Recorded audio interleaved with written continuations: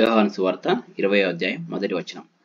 ఆదివారమున ఇంకనూ చీకటిగా ఉన్నప్పుడు మగ్దలేని మరియ పెందలకడ సమాధి ఎదుకు వచ్చి సమాధి మీద ఉండిన రాయి తీయబడి ఉండుట చూచెను. 2వ వచనం. గనుక ఆమె పరిగెత్తుకొని సీమోను పేతురు యొద్దకును యేసు ప్రేమించిన ఆ మరియొక శిష్యుని యొద్దకును వచ్చి ప్రభువును సమాధి నుండి ఎత్తుకొని పోయి ఆయనను ఎక్కడ ఉంచిరో ఎరుగమని చెప్పాను. 3వ వచనం. కాబట్టి పేతురును ఆయన శిష్యుడును బయలుదేరి సమాధి ఎదుకు వచ్చిరి. 4వ వచనం. వారిద్దరును కూడి పరిగెత్తుచుండగా ఆ శిష్యుడు పేతురు కంటే త్వరగా పరిగెత్తి ముందుగా సమాధి ఎదుకు వచ్చి 5వ వచనం.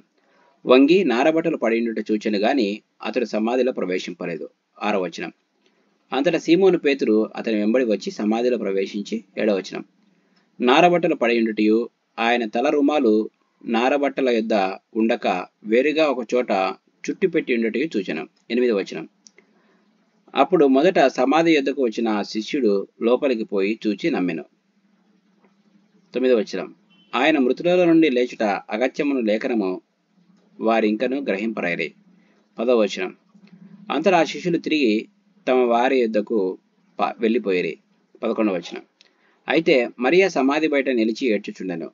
ఆమె ఏడ్చుచు సమాధిలో వంగి చూడగా 12వ వచనం. తెల్లని వస్త్రములు ధరించిన ఇద్దరు దేవదూతలు యేసు దేహం ఉంచబడిన స్థలములో తలవైపున ఒకడును కాళ్ళ వైపున ఒకడును కూర్చుండుట కనబడెను. 13వ వచనం.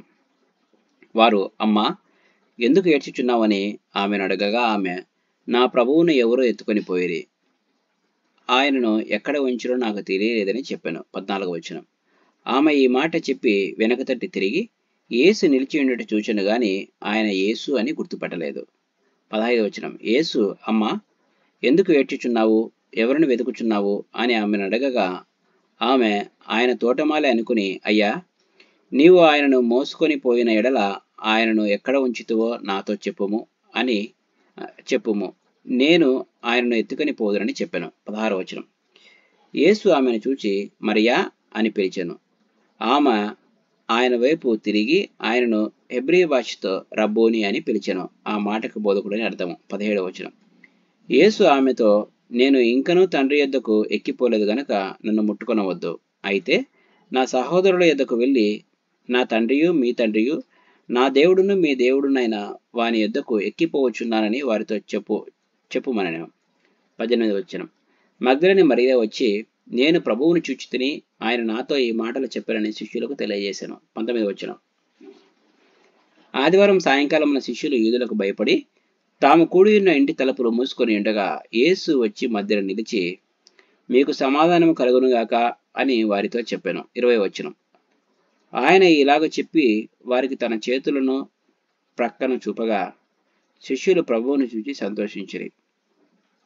21వ వచనం. అప్పుడు యేసు మరలా మీకు సమాధానం కలుగునుగాక, తండ్రి నన్ను పంపిన ప్రకారము నేనును మిమ్మును పంపుచున్నానని వారితో చెప్పాను. 22వ వచనం.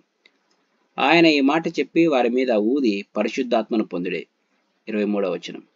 మీరు ఎవరి పాపములు క్షమింతురో అవి వారికి క్షమింపబడును, ఎవరి పాపములు మీరు నిలిచి ఉండనిత్తురో అవి నిలిచి ఉండునని వారితో చెప్పాను. 24వ వచనం. యేసు వచ్చినప్పుడు 12 మందిలో ఒకడైన దిదుమా అనబడిన తోమా వారితో లేకపోయాను. 25వ వచనం. గనుక తక్కిన శిష్యులు మేము ప్రభువును చూచితమని అతనితో చెప్పగా అతడు నేను ఆయన చేతులలో మేకల గురుతును చూచి నా వ్రేలు ఆ మేకల గురుతులో పెట్టి నా చెయ్యి ఆయన ప్రక్కలో ఉంచితేనే గాని నమ్మనని వారితో చెప్పాను. 26వ వచనం. 8 దినములైన తర్వాత ఆయన శిష్యులు మరల లోపల ఉన్నప్పుడు తోమా వారితో కూడా ఉండెను. తలుపులు మూయబడి ఉండగా యేసు వచ్చి మధ్యన నిలిచి మీకు సమాధానం కలుగునుగాక అనెను. 27వ వచనం. తర్వాత తోమాను చూచి నీ వ్రేలు ఇటు చాచి నా చేతులు చూడుము, నీ చెయ్యి నా ప్రక్కలో ఉంచి అవిశ్వాసివి కాక విశ్వాసివై ఉండుమనెను. 28వ వచనం. అందుకు తోమా ఆయనతో నా ప్రభువా నా దేవా అనెను. 29వ వచనం. యేసు నీవు నన్ను చూచి నమ్మితివి, చూడక నమ్మిన వారు ధన్యులని అతనితో చెప్పాను. 30వ వచనం. మరియు అనేకమైన ఇతర సూచక క్రియలను యేసు తన శిష్యుల ఎదుట చేసెను. అవి ఈ గ్రంథమందు వ్రాయబడి ఉండలేదు గాని 31వ వచనం. యేసు దేవుని కుమారుడైన క్రీస్తు అని మీరు నమ్మునట్లును నమ్మి ఆయన నామమందు జీవం పొందినట్లును ఇవి వ్రాయబడెను. Praise the lord.